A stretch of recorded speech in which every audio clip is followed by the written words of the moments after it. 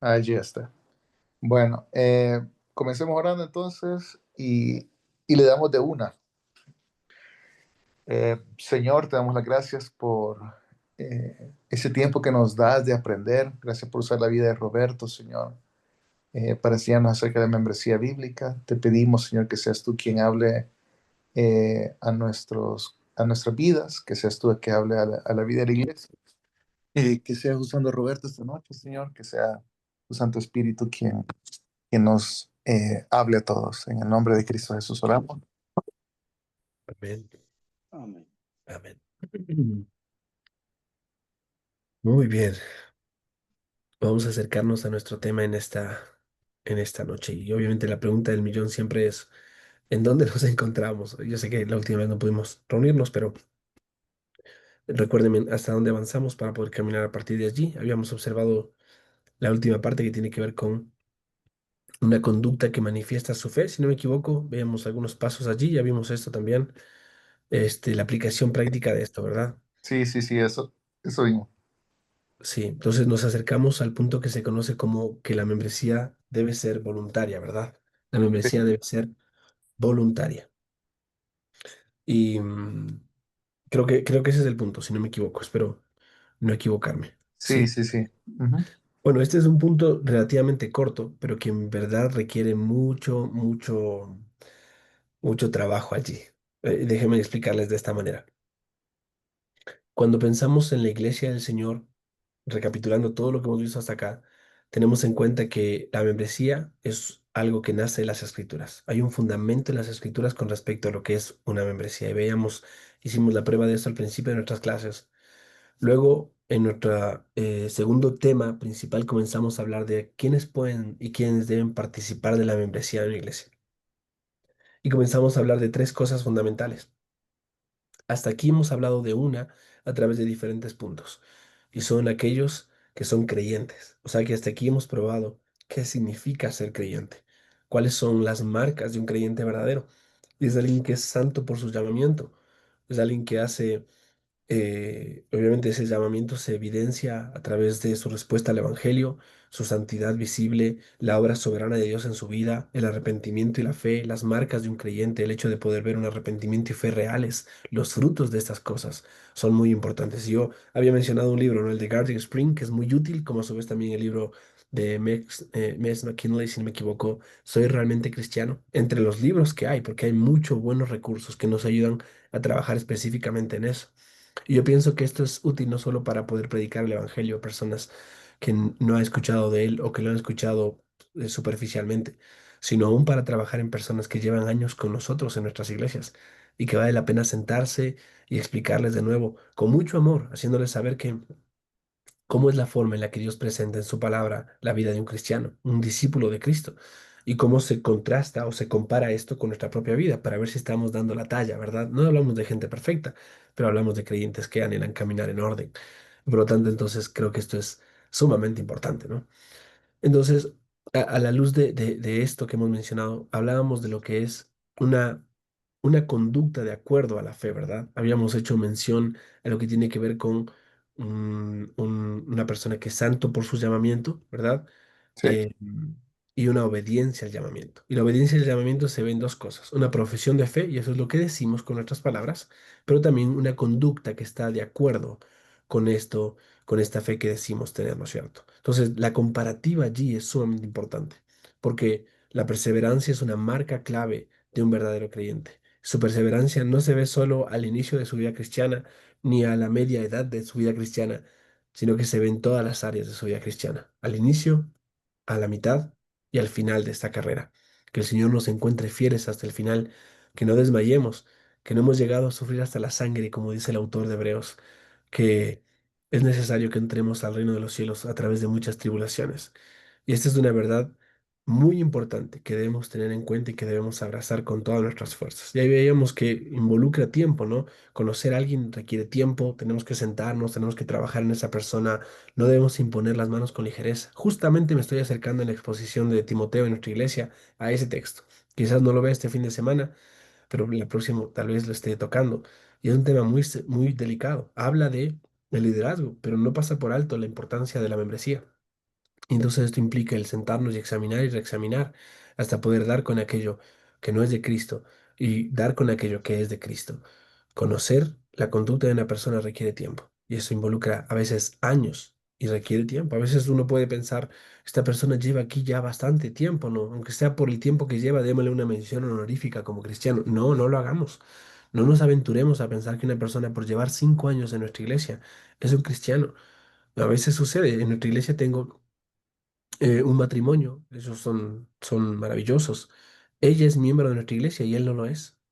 Y los dos los conocí al mismo tiempo, los dos se congregan en nuestra iglesia, pero él no tiene las marcas de un creyente verdadero. Y nunca dudo acercarme y poder decirle, hermano, bueno, no hermano, sino fulano de tal, te animo. Mira lo que dice la palabra del Señor. Mira lo que dice el Señor y su precepto. Mira lo que el Señor requiere de nosotros. Y animarlo, hey, esto.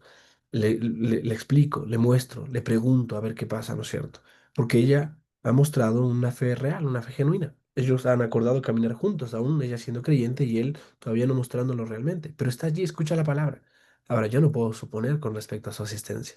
Su asistencia no dice mucho si no lo conozco. Una persona puede asistir mucho a la iglesia y volverse religiosa y no ser conocida por la iglesia. Es muy importante conocerlo. Veíamos también que el fruto del Espíritu es más que simplemente tener una vida tranquila, ¿no? Tiene que ver con un desatar muchas cosas en la vida de una persona. El abandono abierto de todo tipo de males, como el abrazar abiertamente o revestirse de todo lo que es Cristo por completo. Pero en tercer lugar también vimos que solo Dios conoce a los que verdaderamente son suyos y por lo tanto, aunque la iglesia no es perfecta, la iglesia lo que hace es evaluar a los que dicen serlo, ¿sí? Entonces la iglesia no determina quién es cristiano, quién no. La iglesia reconoce a un verdadero confesor y una verdadera confesión o desconoce, simplemente dice, no, no podemos ver aquí esto, aunque la persona pueda hacerlo, creemos que Dios conoce, pero se nos ha dado esta responsabilidad y nosotros podemos determinar quién sí y quién no. Aunque la iglesia debe ser dirigida en evaluar diligente, mejor dicho, en evaluar la vida de todos aquellos que anhelan ser parte de la membresía, sabemos que el trabajo que se nos ha encargado tiene sus limitaciones. Y entonces, entendiendo esas limitaciones, hacemos lo mejor posible en lo que tenemos en nuestras manos, ¿sí? Así que dicho eso, creo que es algo valioso, importante. Pero al acercarnos al punto conocido, y el segundo punto de todo este estudio, ¿no? Es la membresía debe ser voluntaria. La membresía debe ser voluntaria. Roberto, sí, sí, sí, tocamos eso un poquito la vez anterior. Sí, Sí, creo que ahí te sí. mandé el resumen. Ah, chévere, sí, sí, lo estoy viendo justamente acá. Em,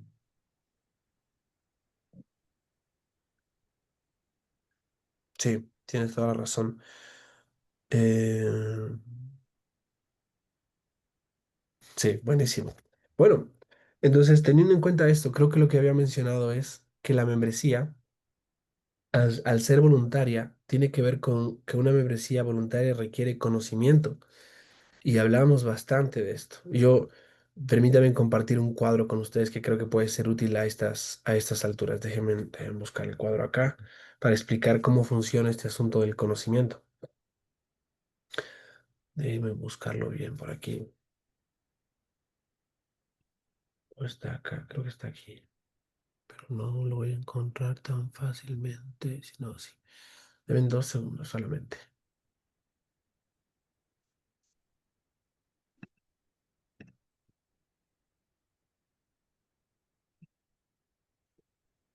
Aquí puede ser. Y esto está.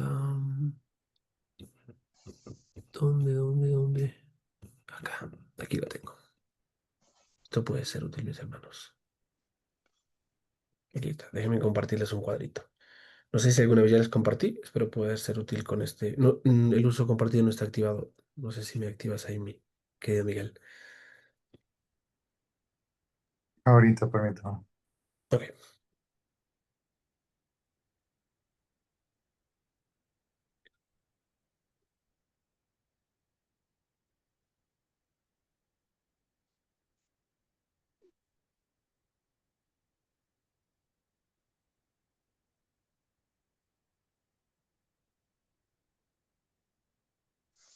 Entonces,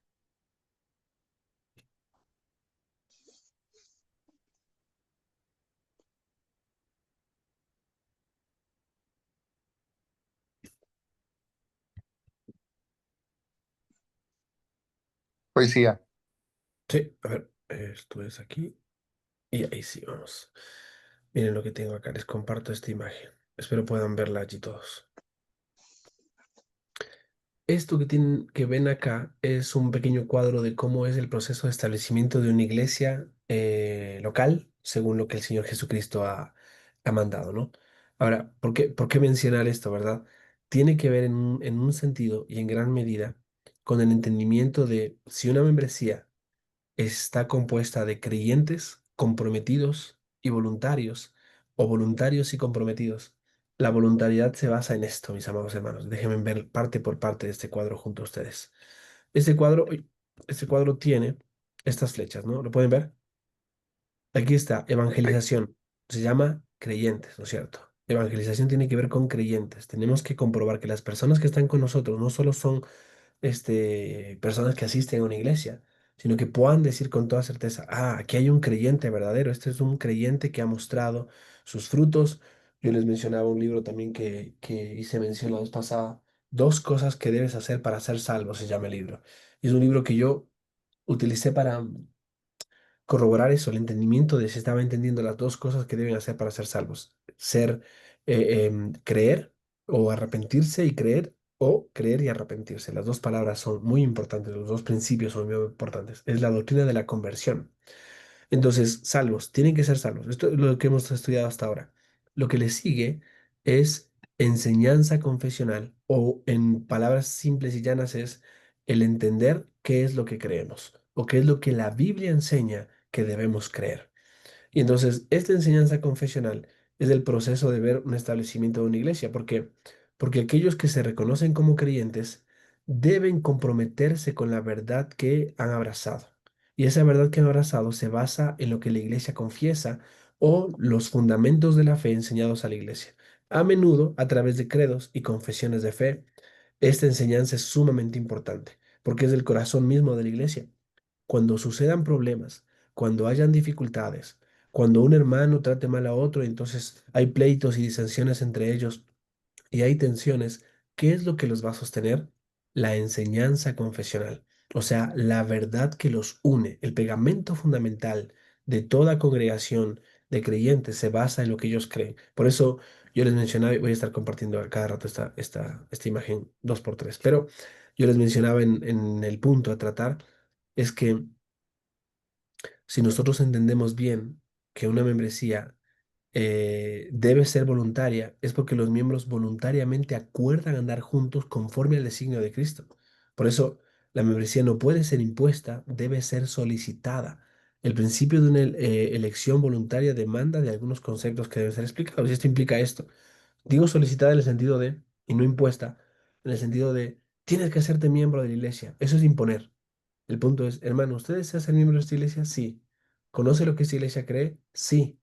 ¿Y por qué no ha solicitado ser miembro? Ah, lo que pasa es que estaba pensándolo, pero es verdad, voy a... Entonces ahí viene el hecho de animar a la persona que voluntariamente solicite ser miembro de la iglesia y no se quede en una zona donde puede sentirse cómodo. Asisto a la iglesia, siento que es mi iglesia, le llamo a mi iglesia, le digo a la gente que esa es mi iglesia, pero no me uno a la iglesia. La forma de unirnos formalmente a una iglesia es a través de un pacto, que es lo que veremos después. Pero el cuadro de la voluntariedad, en este caso, parte de tener, por lo menos, el hecho de tener el conocimiento correcto. Y esto implica que una iglesia debe tener establecidos claramente sus parámetros doctrinales. Y cuando digo esto es una confesión de fe. Y también su forma de gobierno. Esto es una política eclesiástica. Entonces, quiero hacer mención un poco o ahondar en este punto antes de seguir avanzando. Cuando hablamos de una confesión de fe, ese es el punto que tiene que ver con la imagen que les estoy compartiendo. ¿Por qué? Vuelvo a compartir la imagen para que puedan verlo y entonces vamos trabajando a partir de eso. Esta enseñanza confesional es parte clave de la vida de una iglesia. ¿Por qué? Porque cuando vemos el principio escritural dice esto: id pues y haced discípulos de todas las naciones. Entonces aquí tenemos en la evangelización, ¿no es cierto? Aquí tenemos lo que es el corroborar que las personas sean creyentes, ¿verdad? Nosotros tenemos que ir, pero no es solo ir. La palabra ir sujeta al término o a la palabra haced. El verbo principal es haced. Son dos verbos imperativos, pero el imperativo principal es haced. Para poder hacer discípulos tenemos que ir. Y al ir, entonces vamos a ser discípulos. Y eso es de todas las naciones. Entonces hay que predicar el Evangelio a toda criatura. Hay que llevar el Evangelio hasta lo último de la tierra. Palabras de Cristo a su iglesia. Pero aquellos que se hacen discípulos deben bautizarse en el nombre del Padre, el Hijo y el Espíritu Santo, que es la señal o la marca de alguien que se une a la iglesia formalmente. Pero ellos, a su vez, deben ser principalmente enseñados. Y esta enseñanza debe ser la forma de las sanas palabras. Pablo decía eso, ¿no? Mira, déjame citarte un texto que suena muy fuerte, pero que creo que es importante. Hablando de aquellos que causan divisiones en la iglesia de Cristo, em, hay palabras que son sumamente importantes. Entonces, el apóstol Pablo le da advertencias en el capítulo 16 de Romanos, en el versículo 17, y les dice, les ruego, hermanos, que vigilen a los que causan disensiones y tropiezos contra las enseñanzas que ustedes aprendieron y que se aparten de ellos. Ahora, esta es la versión de la Biblia de las Américas, y yo quiero leerte la versión de la Reina Valera. Dice en Romanos capítulo 16 para que puedas ver las palabras. Las palabras son muy claras. Son dos versiones muy útiles, pero las palabras de la Reina Valera hacen un énfasis particular aquí. Mira lo que dice Romanos 16:17. Mas os ruego, hermanos, que os fijéis en los que causan divisiones y tropiezos contra la doctrina que vosotros habéis aprendido. ¿Notan? Doctrina, enseñanza, son cosas que van de la mano. Y estas palabras, sí están acá. Sí, chévere. Son palabras que hacen referencia de manera explícita, específica, al cuerpo de doctrina que la iglesia ha abrazado. Me refiero a lo que la iglesia cree que la Biblia enseña, ¿sí? Que la Biblia enseña. Y voy a pasar a explicar el cuadro como tal para poder entenderlo. Este cuadro entonces tiene que ver con enseñanza confesional. Este punto, mejor dicho, esta clase que estamos viendo. Enseñanza confesional. Porque las personas que quieran unirse a una iglesia deben saber preguntar, ¿y qué es lo que la iglesia cree? Y ahí es donde tenemos que ser nosotros precisos y cuidadosos para poder explicar a otros. La iglesia cree estas cosas. ¿Y dónde se ve reflejado eso? Aquí, en estos documentos. Algunas iglesias se hacen llamar confesionales porque su confesión de fe es clara y evidente. Puedes notarla y puedes verla, puedes leerla, puedes solicitar una copia de ella para poder revisarla. Y otras iglesias no tienen esto y tienen que sentarse y trabajar en ello y probarlo y corroborar que esto es así, viendo las marcas de una confesión de fe. En el caso de nuestra iglesia, obviamente pueden observar que nuestra confesión de fe o nuestro acuerdo doctrinal es la CBFL, que sería la Confesión Bautista de Fe de Londres de 1689, que nace de la expresión de lo que la Biblia enseña. La Biblia es el fundamento principal. La confesión de fe no es un documento que tiene autoridad sobre la iglesia, sino que es un documento que describe, que resume lo que enseña las Santas Escrituras. Y cuando digo eso es algo que me llama mucho la atención es miren las palabras de Charles Spurgeon en la descripción que hace de la confesión de fe. Déjenme sacar esto de acá un ratito para que puedan verme a mí. Ahí está. Aquí tengo mi copia de la confesión de fe de 1689. Déjenme leerles lo que dice Spurgeon con respecto a esto. Spurgeon dice, este pequeño tomo no se presenta como una regla autoritativa ni como un código de fe. Escuchen eso. No se presenta como una regla autoritativa ni como un código de fe, sino como una ayuda en caso de controversias, una confirmación en la fe y un medio para edificación en justicia. En él los miembros más jóvenes de nuestras iglesias tendrán un conjunto resumido de enseñanzas divinas y por medio de pruebas bíblicas estarán preparados para dar razón de la esperanza que hay en ellos. No te avergüences de tu fe. Recuerda que es el antiguo evangelio de los mártires, confesores y reformadores y santos. Sobre todo es la verdad de Dios, contra la que las puertas del infierno no pueden prevalecer. Haz que tu vida adorne tu fe. Haz que tu ejemplo adorne tus creencias. Sobre todo vive en Cristo Jesús y permanece en Él, no creyendo ninguna enseñanza que no haya sido manifiestamente aprobada por Él y sea propia del Espíritu Santo. Aférrate a la palabra de Dios que aquí es explicada para ti. Entonces, qué bello es poder leer esto y compartirte que esta clase de documentos, que aunque se publicaron en 1689, la reunión, la asamblea se dio en ese año, la publicación real fue en 1677. Y esta es la segunda confesión, la primera fue de 1644, la cual fue tomada de documentos más históricos como la Confesión Verdadera de 1500, casi 1600, pero en 1570 y algo, y que fue tomada anteriormente por credos que la Iglesia reconoció, los cuales resumían y presentaban defensa con respecto a lo que la Iglesia cree acerca de Cristo, acerca de la Trinidad, acerca de Cristo y su deidad como su humanidad, acerca de lo que es la creación, lo que es la Biblia mismo, qué es lo que la Iglesia cree con respecto a la Biblia. Alguna vez alguien se levantó por allí diciendo, solo Biblia, no queremos otra cosa, la Biblia es, el Nuevo Testamento es nuestra única norma de práctica y fe y conducta. ¿Sabes quién dijo eso? Un líder de los testigos de Jehová. Déjame serte muy sincero.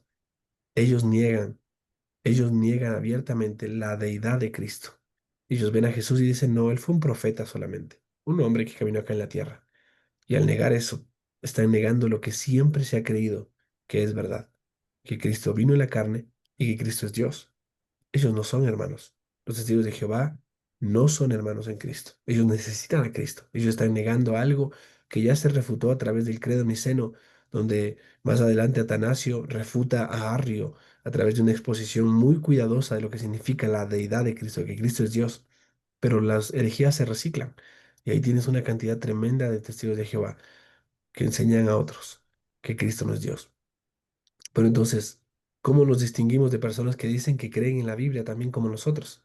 A través de credos y confesiones, donde tú y yo nos sentamos y revisamos esta clase de documentos, donde puedes observar cosas como de las Sagradas Escrituras, de Dios y la Santa Trinidad, del decreto de Dios, de la creación, de la divina providencia, de la caída del hombre, el pecado y su castigo, del pacto de Dios, de Cristo como mediador, del libre albedrío, del llamamiento eficaz, de la justificación, de la adopción, de la santificación, de la fe salvadora, del arrepentimiento para vida y salvación, de las buenas obras, de la perseverancia de los santos, de la seguridad de la gracia y de la salvación, de la ley de Dios, del evangelio y del alcance de su gracia, de la libertad cristiana y de la libertad de conciencia, de la adoración cristiana y del día de reposo, de los juramentos y los votos lícitos, de las autoridades civiles, del matrimonio, de la iglesia, de la comunión de los santos, del bautismo y la cena del Señor, del bautismo y también de la cena del Señor, dos capítulos distintos para cada uno, del estado del hombre después de la muerte y del juicio final.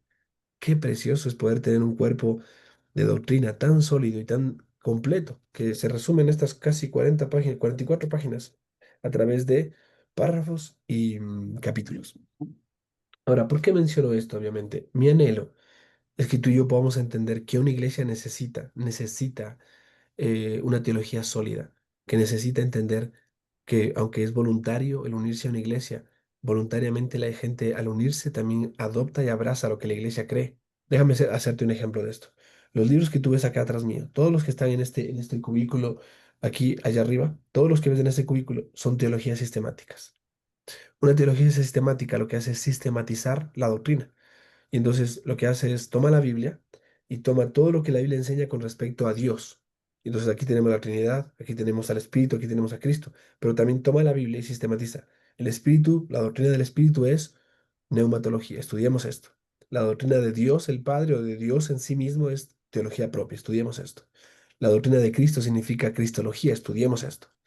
Aquí tenemos otras doctrinas fundamentales, la Biblia. Tomemos la Biblia y enseñemos todo lo que la Biblia enseña, tanto su canon, su constitución, su reconocimiento, su escritura, sus lenguajes, hasta poder entender adecuadamente la bibliología.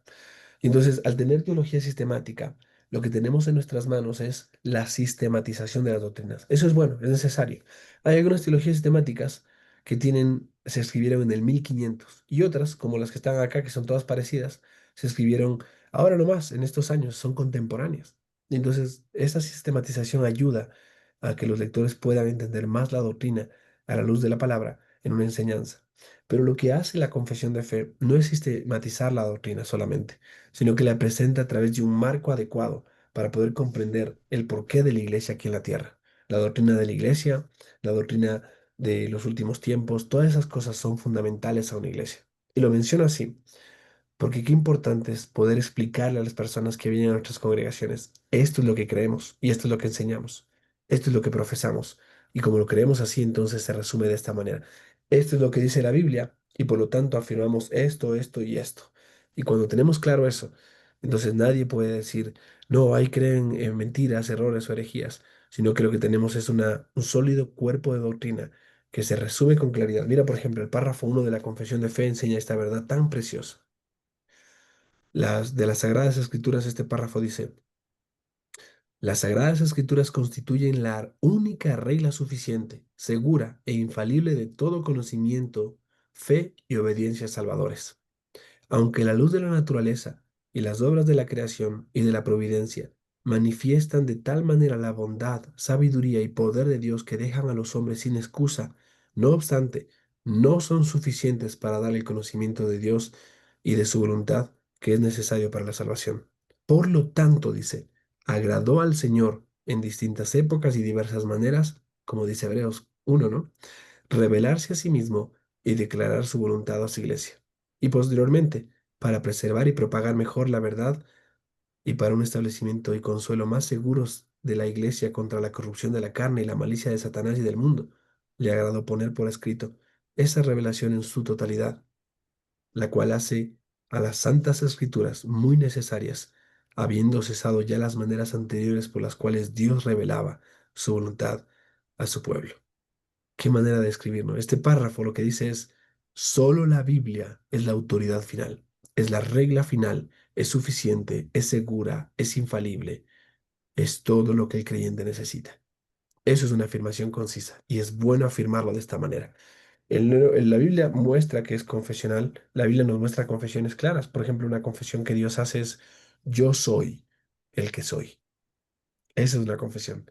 Él está revelando quién es, le está mostrando su carácter cuando ves Éxodo, cuando ves los relatos de cómo Dios habla con Moisés y se revela ahí a él en la zarza ardiente y revela su carácter, su autodependencia, su autosuficiencia y dice, yo soy el que soy. Está mostrando que es totalmente distinto. No hay otro Dios fuera de él. Significa yo soy único, no existe otro Dios. Yo dependo solo de mí y no dependo de nada más. Eso es lo que significa una confesión de fe, es afirmar algo con respecto a Dios. Y eso va creciendo y repitiéndose continuamente en las Escrituras. Confesiones que vemos en el Nuevo Testamento. Pedro dice, tú eres el Cristo, el Hijo del Dios viviente. Y esta confesión es tan preciosa, amados hermanos. Lo que presenta o lo que manifiesta es el hecho de que sobre esa afirmación la iglesia está edificada. ¿Sobre qué roca está o qué piedra o cuál es el fundamento de la iglesia sobre la cual está edificada? Sobre lo que Pedro dijo, tú eres el Cristo, el Hijo del Dios viviente. Esa expresión es una confesión de fe. Y por eso Dios en Cristo le dice a Pedro, hey, eso no te lo reveló ni carne ni sangre, eso te lo dio Dios, una autorización de parte de Dios. Él te autorizó a decir eso. Y sobre esa roca yo edificaré mi iglesia, y las puertas del Hades no prevalecerán contra ella. Mateo 16. Es una confesión preciosa.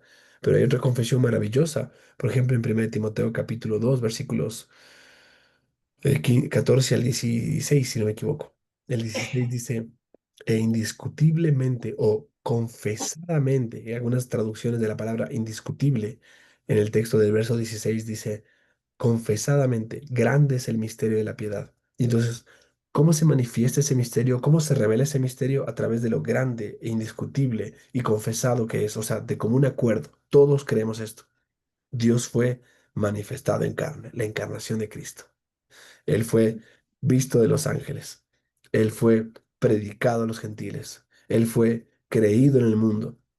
Él fue vindicado por el Espíritu o justificado por el Espíritu y él fue recibido arriba en gloria. Estas verdades son confesiones de fe a manera de cantos o himnos que se escribían en la palabra. Entonces, qué importante es tener una confesión de fe que nos ayuda a ver con detalle qué es lo que creemos y por qué creemos en lo que creemos. Una confesión de fe sólida, concisa, ortodoxa, o sea, que repase lo que la historia de la iglesia ha creído, no lo reciente ni lo novedoso, sino lo que siempre ha sido verdad, pero también una confesión de fe que muestre la doctrina tal y cual es, que presente las doctrinas en orden. ¿verdad? Una confesión de fe que muestra cómo la iglesia salió del oscurantismo a través de la reforma protestante y trajo otra vez la verdad a la mesa para que se predicara con cuidado. Una confesión de fe que nos ayuda a poder ver cuáles son ese cuerpo de doctrina que es sumamente importante enseñarlo a la iglesia a través de cada una de las sistematizaciones. Dios, Cristo, la Trinidad, la iglesia, los ángeles, los tiempos futuros, cómo funciona el bautismo, las ordenanzas, cada una de esas cosas. Pero también una confesión de fe que muestra un correcto gobierno de la iglesia, cómo funciona a la luz de la palabra, cómo funciona el gobierno en la iglesia a través de sus miembros. Y permíteme, antes de seguir hablando y moviendo mis manos acá, mostrarte el cuadro, que es mucho más práctico, ¿no?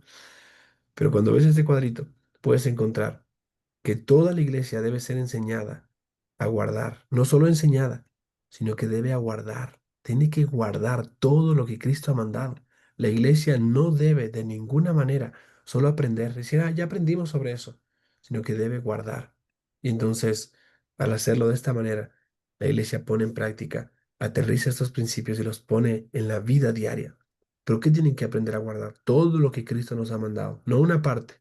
Pablo no rehuyó, dice en Hechos 20, enseñarles todo el consejo de Dios, todo el propósito de Dios. ¿Cuál es el propósito de Dios para la iglesia? Todo lo que Cristo nos ha dado es para la iglesia. Tenemos que sentarnos y enseñarle la Biblia a nuestras iglesias. Tenemos que tomar las confesiones de fe y enseñarles los principios concisos, resumidos, precisos que la Biblia enseña a través de estas confesiones. Pero también esto. Y he aquí, yo estoy con vosotros todos los días hasta el fin del mundo.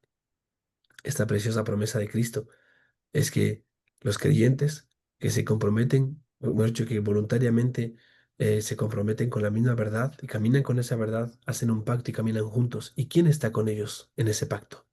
Cristo. Yo estoy con vosotros todos los días. Ahora, si ves el cuadro como tal, entonces aquí tenemos una iglesia local. Y una iglesia local está compuesta de, brevemente, tres cosas. Creyentes, esto es lo que ya estudiamos hasta ahora. Voluntarios, es lo que estamos viendo ahora. Y comprometidos, ¿verdad?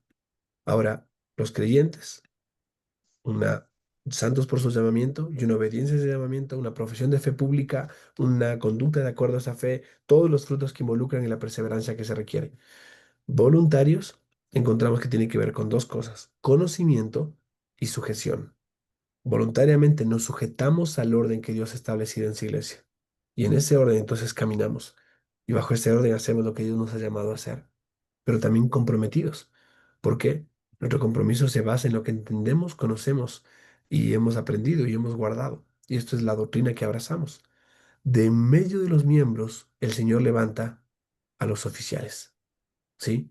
Una iglesia comienza con sus miembros y estos miembros producen oficiales. El mejor horno donde se gestan, llámese así, ¿no es cierto? El útero donde se forman los pastores y los diáconos es en la iglesia de Cristo. Allí se gestan hombres para el pastorado y hombres para el diaconado. Y estos hombres principalmente son creyentes, voluntarios y comprometidos. Son piadosos y de en medio de ellos, a través de un proceso ordenado, dominándolos, votando por ellos y ordenándolos, son instituidos en el ministerio para poder llevar todo esto a cabo a través de observar en ellos el carácter correcto, los requisitos adecuados y los dones que Dios ha dado. Eso es importante. La consecuencia de esto, amados hermanos, es que la iglesia entonces tiene ahora miembros y oficiales, ¿verdad? Pero aquí ves el orden. Y el orden muestra estas cosas, que la Biblia es el fundamento y de la Biblia nace el acuerdo doctrinal, o sea, el compromiso que la iglesia hace de poder creer lo mismo y vivir bajo lo mismo, una confesión de fe, pero también la política eclesial. Y esto es cómo practica lo que la iglesia cree. ¿Cómo practica lo que la iglesia cree? ¿De qué manera una iglesia practica lo que cree? A través de la política eclesiástica. Y ahí se ven reflejados los derechos y obligaciones y el pacto de la membresía. Para poderte dar una mejor descripción de este cuadro, déjame compartir de nuevo mi pantalla contigo, pero ahora en otra cosa. Mira lo que voy a compartir contigo. Ya te mostré la confesión de fe, ¿verdad? Esa es la confesión de fe que yo animaría a todos tener a la mano, leerla, repasarla, confirmar que estamos de acuerdo en que esto es así. Pero también tengo aquí a la mano esto que es tan importante y justo lo estaba revisando con los miembros de nuestra iglesia. Espero lo puedan ver allí. Esto ya no es, esto sí es. ¿Lo pueden ver acá? Bueno, déjenme subir hasta arriba para que vean. Aquí está la Constitución Eclesiástica de la Iglesia Bautista Reformada Providencia, de mi iglesia, nuestra iglesia acá. Esta constitución es extremadamente importante. Em,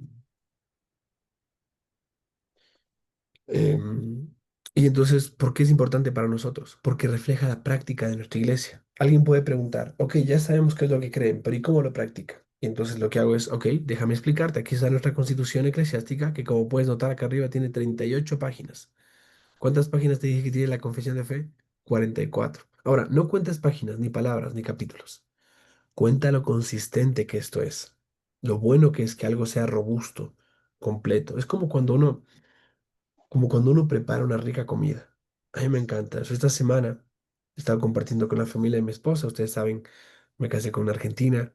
Amamos Argentina. Y está aquí su hermana que viajó de Argentina para acá. Y entonces, en medio de todo esto, hicimos una comida muy rica, ¿no es cierto? ¿Y qué hicimos? Un asado. Claro, vamos a comprar carne, que vamos ahí con mi cuñado, que mi suegro, entonces, ¿qué hacemos? Vamos a ver carne y ponemos allí esto y esto otro y aquello. Y hay una diferencia, ¿verdad? Hay una diferencia entre preparar un platito, hacer un arrocito, poner un huevito por acá, ¿verdad? Y por ahí un poco de lechuga. Y uno dice, esto es un plato rico. Yo voy a comer un arrocito con huevo y un poco de lechuga, ¿no? Buenísimo. Pero hay una diferencia cuando nos juntamos todos dinero, ¿verdad? Y vamos a hacer una buena inversión acá porque queremos proteína, decimos. Y vamos y compramos carne. Y cuando hacemos ese asado, todos comen, sobra y disfrutamos. ¿Cuál es la diferencia? Es que aunque un arrocito con huevo no está mal y puede ser útil, no tiene todos los nutrientes y la proteína que puede tener una parrillada, ¿verdad? Entonces ahí ves la diferencia. Yo hago este ejemplo simplemente para decirte algo. Cuando tú y yo observamos que una iglesia tiene una confesión de fe robusta, entonces la iglesia se va a nutrir. No necesita comer todo lo que esté en la parrilla, pero va a nutrirse de una confesión de fe robusta que tiene todo lo que es necesario para la edificación de la iglesia. O sea, una fe claramente descrita, precisamente formulada, pero también una constitución eclesiástica, una política eclesiástica que refleja cómo las reglas funcionan. Entonces, déjame explicártelo así brevemente. Nuestra constitución tiene 13 artículos, si no me equivoco. Aquí está el 13. No, me equivoqué. 14. A ver, déjame ver. No, no. Mira, lo poco que conozco mi confesión. Tenemos 18 artículos, ¿verdad? No, no. Estoy bien, 13. Yo me estoy equivocando con los números romanos. Estoy equivocándome tremendamente con los números romanos. Tenemos 13 artículos, ¿verdad?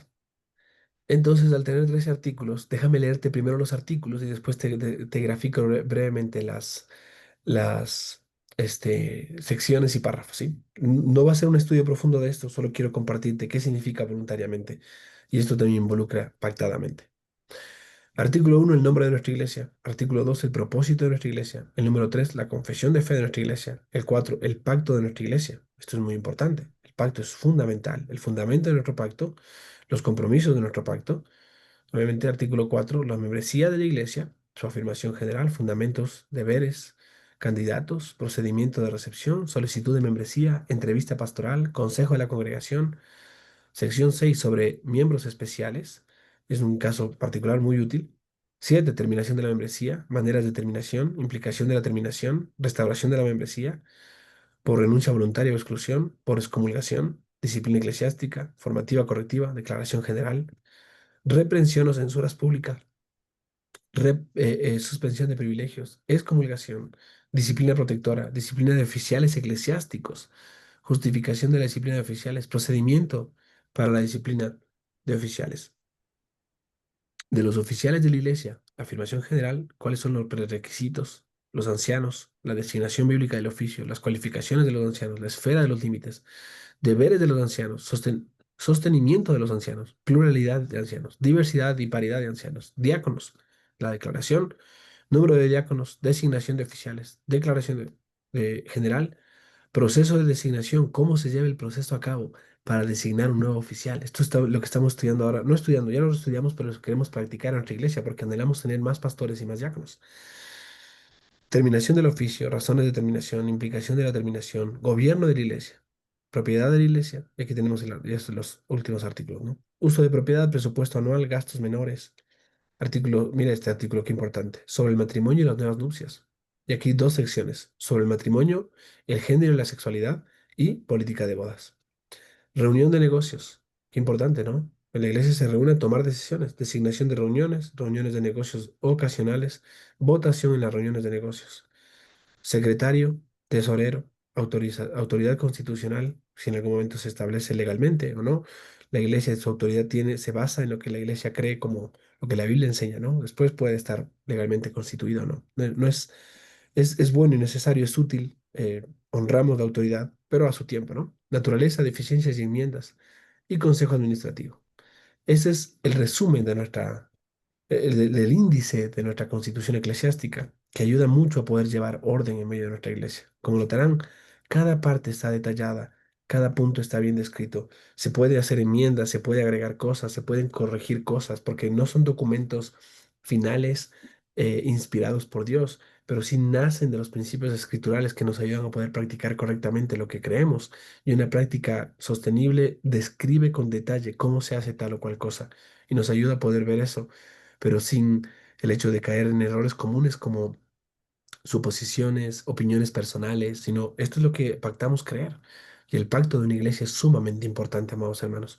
Por acá siempre ando a cargar, aunque anda media perdida mi pequeña hoja, parece que se me ha escapado mi pequeño pan. Acá está. Siempre ando a llevar al lado mío, aquí en mi oficina, el pacto solemne de los miembros de la Iglesia Bautista Reformada Providencia. Aquí está, es una página completa, ¿no?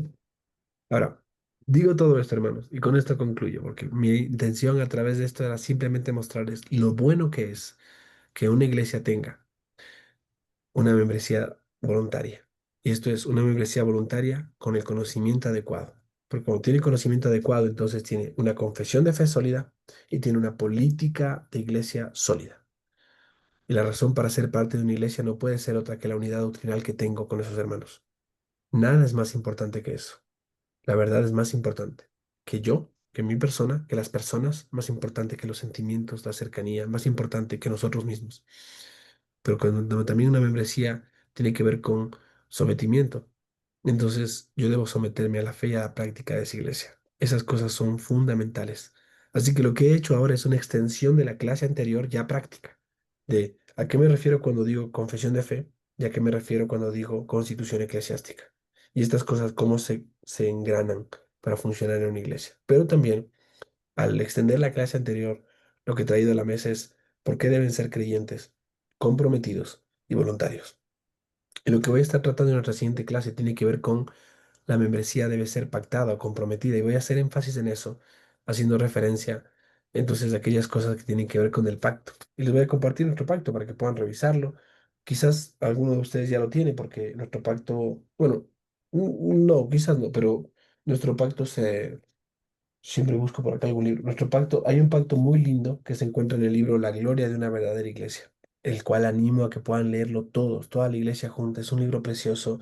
Benjamin Kitch lo escribió en el 1697 y lo hizo para enseñar a las iglesias de una manera sencilla cómo funciona la eclesiología. Consecuentemente, lo que trae al final de esto es el pacto de la iglesia, el pacto solemne de la iglesia de Cristo que se reúne en la calle White, anexado a su constitución, 5 de junio de 1696. Y va cada punto, cada parte. Es un pacto tan precioso, una responsabilidad tan dulce, tan solemne, tan seria, que debemos abrazar y practicar continuamente. Déjenme decirles algo. Los miembros de mi iglesia no lo saben, pero este domingo, que tenemos cena del Señor, voy a tomar nuestro pacto y lo voy a leer para recordarles que es gracias a Cristo que podemos participar de esa cena, pero no participamos de una manera indigna, sino que lo hacemos sosteniendo nuestro pacto delante de Él. Porque en este pacto se enseñan cosas como el compromiso que tenemos como creyentes con respecto a Dios, el acuerdo que tenemos con nuestra fe, pero también hablamos de qué compromisos tenemos, de tener cuidado unos para con otros, de tener cuidado de lo espiritual, vigilando por toda cosa buena que sea necesaria, de tener cuidado de vigilar la paz en nuestra asamblea, manteniendo relaciones fraternales los unos para con los otros, buscando evitar el pecado en contra de todo sentido y arrepintiéndonos y perdonando el hecho de prontamente cuando lo hayamos hecho. Cada una de estas cosas son importantes. Voy a explicarles esto, porque justamente Benjamin Keith decía que antes de participar de la cena les recordaba el pacto. Y, por cierto, si puedes ver este documento, creo que está en descarga gratuita, pero yo les animaría, consigan el libro, que todos puedan tenerlo. Cada parte del pacto, déjame verlos bien, tú puedes revisarlo y te vas a encontrar que tiene la expresión del pacto y, a su vez, los textos que prueban esa expresión. No es solamente frases que afirman algo, sino que muestran eso a través de verdades y concisas y textos claros. Así que, hermanos amados, estas cosas son valiosísimas y les animo a prestar atención a eso. Estaremos hablando del pacto entonces en la siguiente clase y estudiando más sobre esto. Pero bueno, hasta aquí mi intervención. Perdón que me haya alargado un poquito. Gracias, gracias, Robert. Eh, Qué lindo saber que las confesiones, por lo menos, las confesiones, los credos, protegen la solidez, ¿verdad? De una interpretación bíblica correcta, ¿verdad? Y que estas confesiones, pues, se basan en las enseñanzas de las escrituras, ¿verdad? Y son herramientas que son útiles para impedir que la iglesia repita herejías que se han dado en la antigüedad, ¿no? Y cualquier herejía nueva. Así Eh, es. en este, en este, en este documento de constitución, traduciéndole, digamos, a lo que por lo menos yo he conocido aquí en Ecuador como reglamento interno, como estatutos legales, tiene algo de eso, ¿no? Tiene algo de como el reglamento, es como sería como el reglamento interno, por decirlo así. Sí, tal cual. Un reglamento interno es súper importante.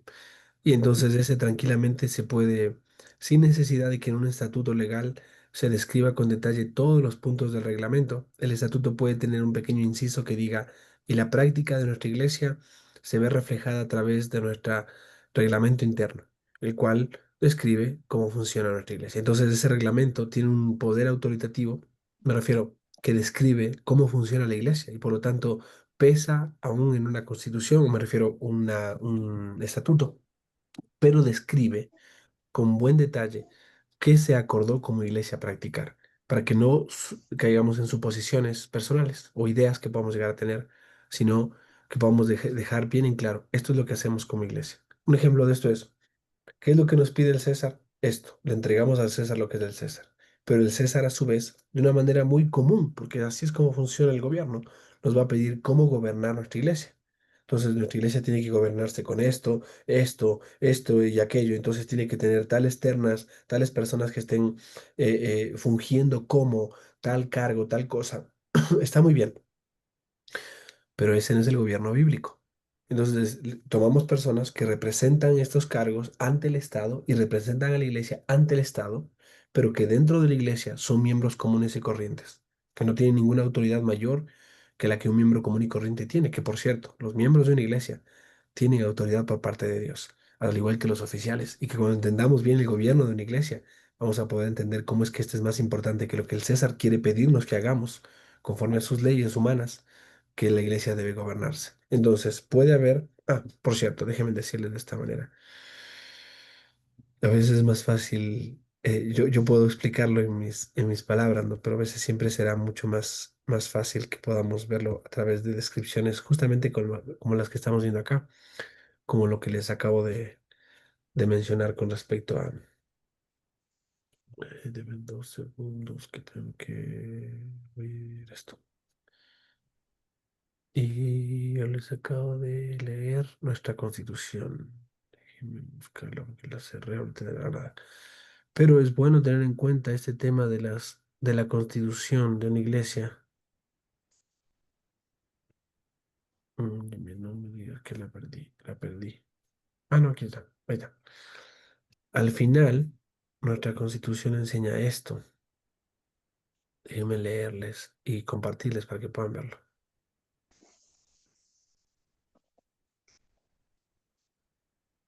Aquí lo pueden ver. Este artículo dice Consejo Administrativo. Escuchen esto. En su momento oportuno, con el propósito de darle al César lo que es del César, la Iglesia Bautista Reformada Providencia buscará tener un consejo administrativo oficial, esto es, lo que se conoce como junta administrativa, ¿no? El consejo oficial estará compuesto por los ancianos como miembros, tanto los ancianos como los miembros, con la facultad de votar y los diáconos como miembros sin voto. En la ausencia de un cuerpo de ancianos, tanto el anciano como el diácono deberán aprobar cualquier decisión relevante del Consejo Administrativo. El Consejo señalará de entre sus miembros un representante legal de la Iglesia como es requerido por las autoridades civiles. Estos representantes legales actuarán solamente en el consentimiento formal del Consejo Administrativo. ¿Notan? El César pide algo, se le da al César ese algo que él pide, pero al dárselo no rompe el orden de nuestra Iglesia, sino que aún esas personas están sujetas al orden de la Iglesia, porque por encima de la autoridad del César en lo que pide el Estado está la Biblia, por encima de lo que pida. Entonces la Biblia es principal. Entonces, ¿cómo mantenemos un equilibrio allí? No hay relación entre Iglesia y Estado en ese sentido. Se le da a lo legal lo que se pide y en papel consta, pero en la vida de la iglesia no se gobierna a través de lo que pide el César.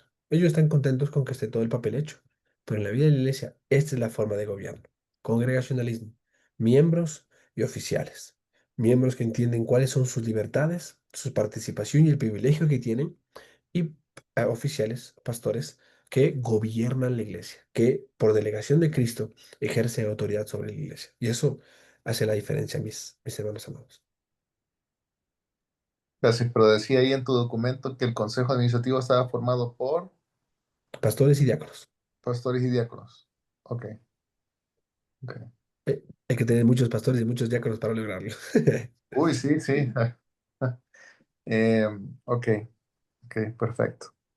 Em, no sé si alguien más tiene alguna otra pregunta, comentario, amados.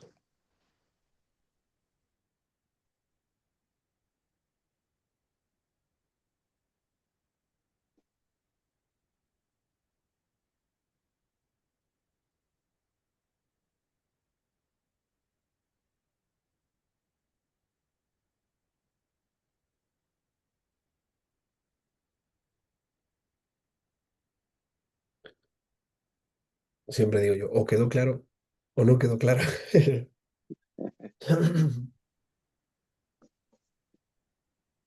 Pues están dormidos. No, no. Sí, sí, sí. Querido, realmente es bastante difícil de entender para mí porque realmente tendría que estar ahí estudiando y revisando para poderme grabar tanta información, ¿no? Porque Sí, es una información que uno se desconoce y realmente cuesta tanto, bueno, para mí me cuesta tanto entender esta parte, ¿no? De la membresía, porque realmente es un tema demasiado profundo, porque realmente es un orden que tiene que llevar la iglesia, que muchas veces me parece hasta con los miembros que tenemos en la iglesia, con la gente que asiste, es realmente complicado hasta para sacar miembros, bien complicado, porque realmente quizás ellos no van a entender nada de lo que queremos hacer con la iglesia, ¿no?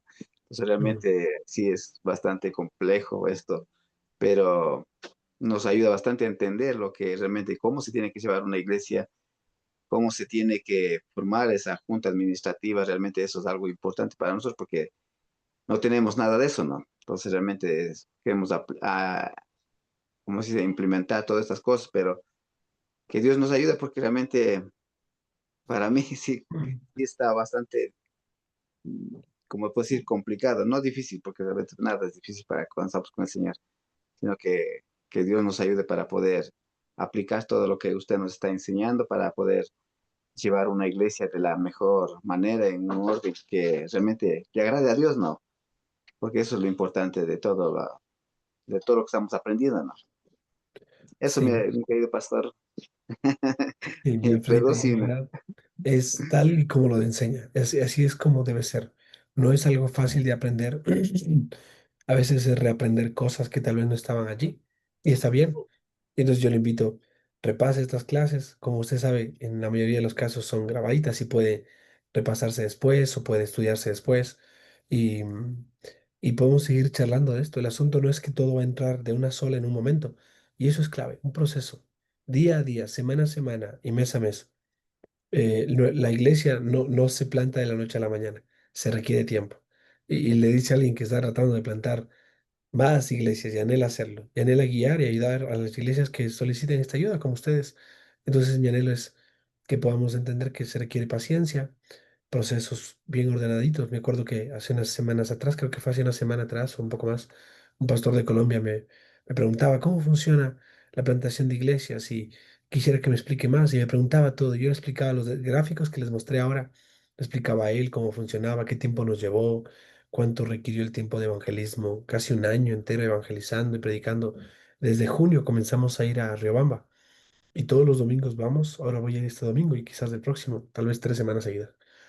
Y vamos y predicamos y nos sentamos y les explico y veo que algunos tienen un afecto por el evangelio, una disposición. Hay marcas que pueden notarse brevemente, pero que hay que seguir probando y no debemos inquietarnos por eso. Pero es un proceso. Luego vemos y vamos a enseñar doctrina y comenzamos a enseñar doctrina. Yo cuando enseñé nuestra confesión de fe en nuestra iglesia, cuando todavía era misión, fue más de un año y medio enseñándola. Y ahora estoy dando una clase por capítulo. Serían 32 clases, poquito más de medio año, lo que me llevaría, ¿no? Pero le enseño una vez al mes. Entonces me va a llevar tiempo también. Y luego empezaré la versión más extendida, así que lleva tiempo. Y va a haber procesos que llevar a cabo. Entonces, a lo que me refiero es paciencia, repaso, entendimiento y aplicación. No otra cosa. A veces queremos correr a la aplicación y está bien. Hay cosas que hay que aplicarlas inicialmente, pero deben partir del conocimiento. El conocimiento es la clave de eso. Que el Señor nos ayude. Bueno, mis hermanos amados, es hora de descansar. Amén. La cama me espera. Nos llama, nos llama. Bueno, vamos a terminar orando. Hermano Alfredito, ya que está por ahí, si quiere, para terminar. Amén. Padre, en esta noche, Señor, queremos darle gracias, Padre, por este privilegio tan grande que nos da, Señor, de poder estar aprendiendo algo nuevo, Señor, algo que no habíamos escuchado ni habíamos aprendido, Papito de los cielos, pero gracias por nuestro pastor Robertito que nos está enseñando. Gracias por ese siervo que ha levantado, Señor, con ese amor para servir a los hermanos, con esa disposición que tiene, Padre. Y gracias porque a través de él tenemos tanta información, Señor. Y pedimos, Padre Santo, que nos ayude, Señor, a aplicar estas enseñanzas, que no solamente quede en dichos y en palabras, Señor, sino que podamos, Señor, aplicar en su iglesia y que podamos llevar una iglesia en orden, bendito Padre Celestial. Anhelamos, Señor, que usted sea quien obre, Señor, en los corazones de nuestros hermanos para poder sacar, Señor, esta membresía, este compromiso, Señor, que no es con el hombre, sino con usted, bendito Padre Celestial. Que podamos ser, Señor, ese canal de bendición para nuestros hermanos, papito cielo, para que ellos también puedan llevar, Señor, su fe de una manera ordenada, que ellos puedan entender realmente y tengan los principios de qué mismo estamos creyendo, a dónde mismo vamos a ir, papito cielo, cómo estamos proyectando a la iglesia, papito cielo. Ayúdenos, Señor de los cielos, para poder eh, dar todo esto, lo que estamos aprendiendo, compartir con nuestros hermanos, porque no queremos, Señor, solamente nosotros llenarnos de información, sino que esta información podamos compartir, Señor, para nuestros hermanos.